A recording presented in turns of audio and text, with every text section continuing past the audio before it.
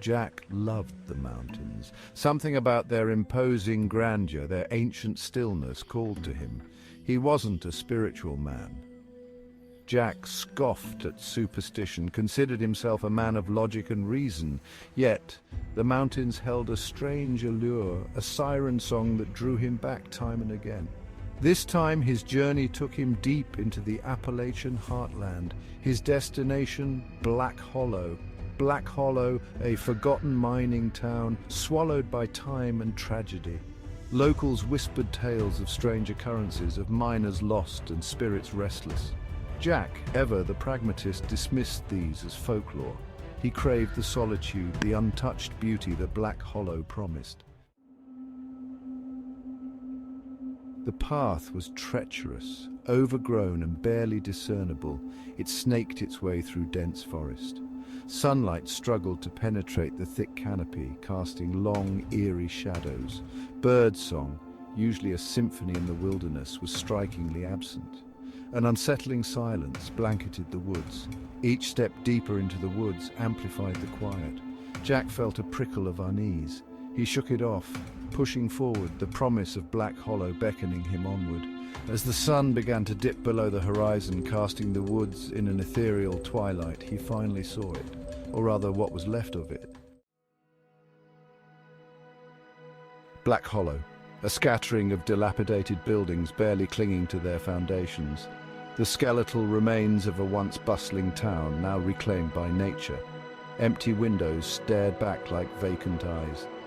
The silence here was different, heavier, more oppressive. A ghost town in every sense of the word. Jack felt a chill run down his spine. Despite the mild weather, he walked through the deserted streets, his footsteps echoing in the stillness. A gust of wind swept through the town, carrying with it the faintest whisper. Or was it his imagination? He pressed on, drawn to the most imposing structure in the ghost town, the old Miners' Inn.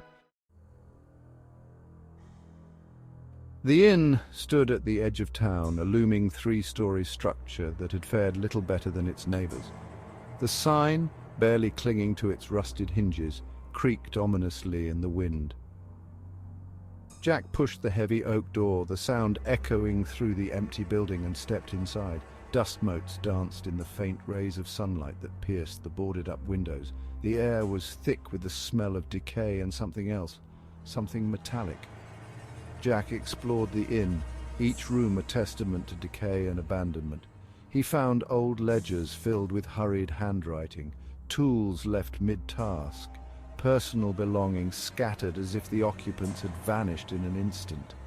It was in one of the upstairs rooms that he found it, a child's doll lying on the floor, staring blankly with porcelain eyes, and beneath it, scrawled on the dusty floorboards, a single word: leave. Section 5. The Descent. The message, coupled with the oppressive atmosphere of the town, was enough.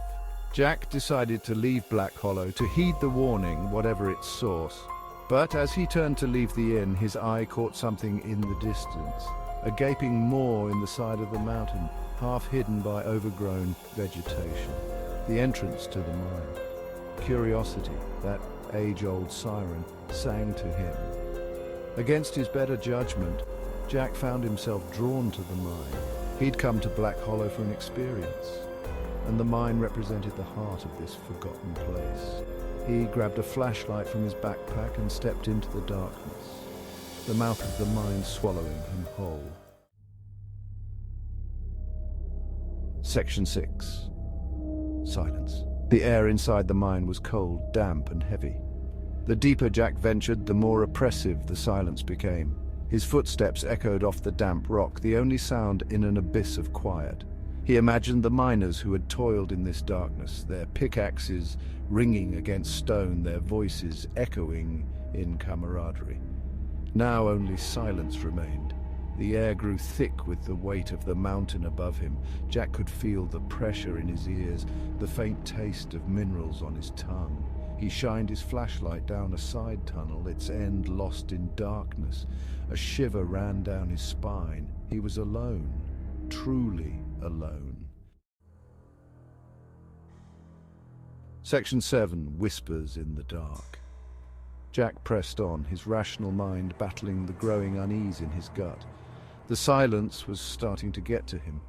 It was an unnatural silence, devoid of even the drip of water or the rustle of a bat's wings. It was then that he heard it.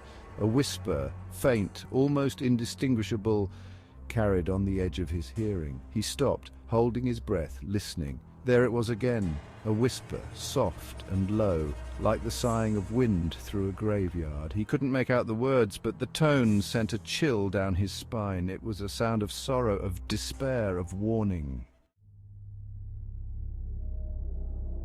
Jack's flashlight flickered, plunging him into momentary darkness. Panic surged through him. He tapped the flashlight, his heart pounding against his ribs.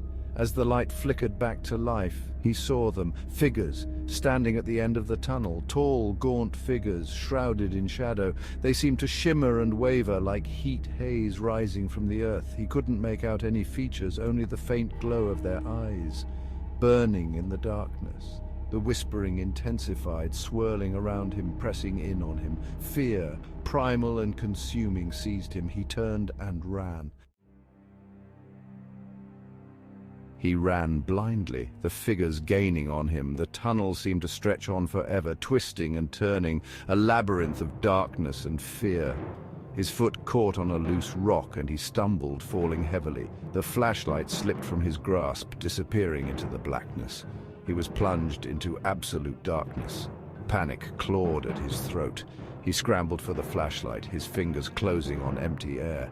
He could hear the whispers all around him, closing in, growing louder, more insistent. He felt something cold and clammy brush against his skin, and he screamed, a raw, primal scream that echoed through the mine, and then silence. Days later, a search party entered the mine. They were responding to a call from a hiker who had found Jack's abandoned car at the trailhead. The rangers moved slowly, their headlamps cutting through the oppressive darkness. The silence in the mine was unnerving, broken only by the sound of dripping water and their own footsteps. They found no sign of Jack. They searched for hours, their hope dwindling with each passing moment. Just when they were about to give up, one of the rangers stumbled upon something, a side tunnel barely visible from the main passage. And there, scrawled on the wall in what appeared to be charcoal, was a message. The rangers gathered around the message, their faces grim in the harsh light of their headlamps. It was written in a hand they didn't recognize, shaky and uneven. But the words were clear. Silence isn't empty. Sometimes it screams. Below the message, a single item lay on the ground, the child's doll from the miner's inn. Its porcelain eyes seemed to gleam in the darkness, staring back at the rangers with a chilling intensity. Jack was gone, vanished without a trace. The silence beneath the mountain had claimed another soul, leaving behind a message that would forever haunt the depths of Black Hollow.